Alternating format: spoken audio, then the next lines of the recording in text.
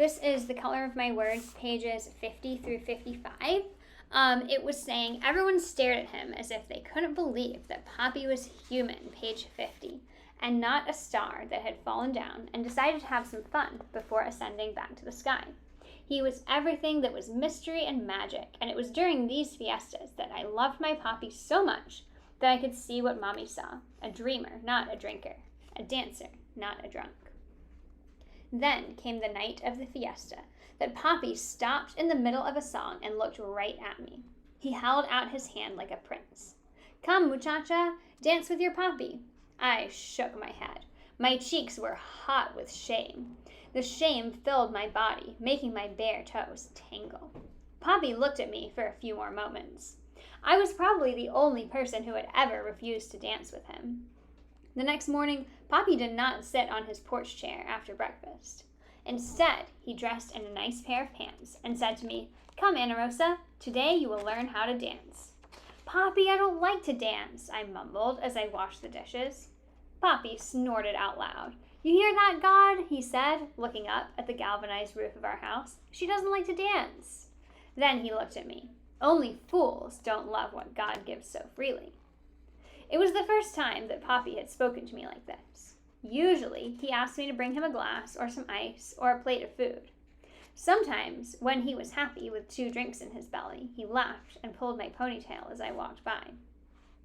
But this morning, he hadn't had any drinks as yet, and he was looking mighty serious as Guario. "Put on your shoes, Anna Rosa," Poppy insisted. "We are going to dance." At first, Poppy put on a merengue, but he decided it was too fast. Then he put on other merengues, slower ones, snappier ones, funny ones. None of them worked. My hips switched when they should sway, and my knees buckled in and out like a jerky puppets.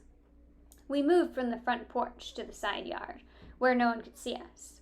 "Feel the music, Anna Rosa," said Poppy. "I don't know how, Poppy," I wailed. "It's not a tree or a flower. It's like trying to feel the sea. It keeps slipping away."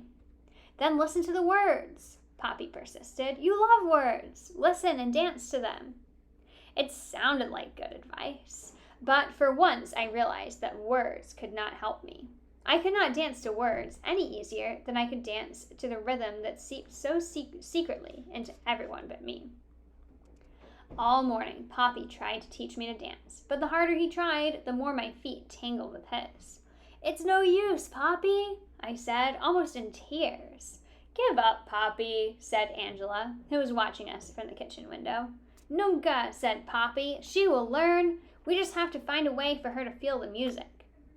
Then Poppy stopped just so, in the middle of the yard, and I almost tripped and fell. "What's the matter?" I asked.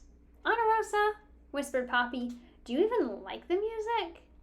The look on Poppy's face would have made me laugh if I were not so miserable. "See, Poppy, see," I said. "I love the music." Poppy's shoulders relaxed, and he let out a big sigh.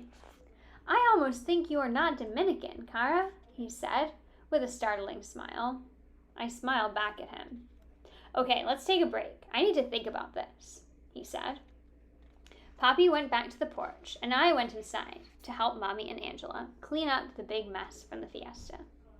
The next day, when I got home from school, Poppy was waiting for me on the porch. There were no bottles or glasses in his hand, and when he said hola to me, there was no smell of rum. "¿Qué pasa?" I asked suspiciously. "Change your clothes, Cara, and let's go." "Where?" I asked. "You'll see," said Poppy. I went inside, and Mommy handed me some shorts, a shirt, and my slippers.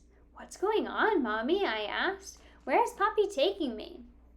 Mommy only smiled and said, "You'll see." As Poppy and I set off down the dirt track, Mommy waved from the porch. Questions swirled around and around in my head, but I had learned that sometimes, no matter how many questions you ask, a grown-up is not going to answer you. "You'll see" are code words for "it's a surprise," and I don't know why they think we want to be surprised all the time.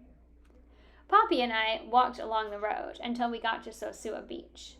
I love the beach, and this one was the most beautiful of all the beaches on our island. It is close to my home, and the sand is a glorious white that burns your feet in the middle of a sunny day. The sea is blue, and the water is so clear that you can see everything on the bottom, even when you're up to your neck in water.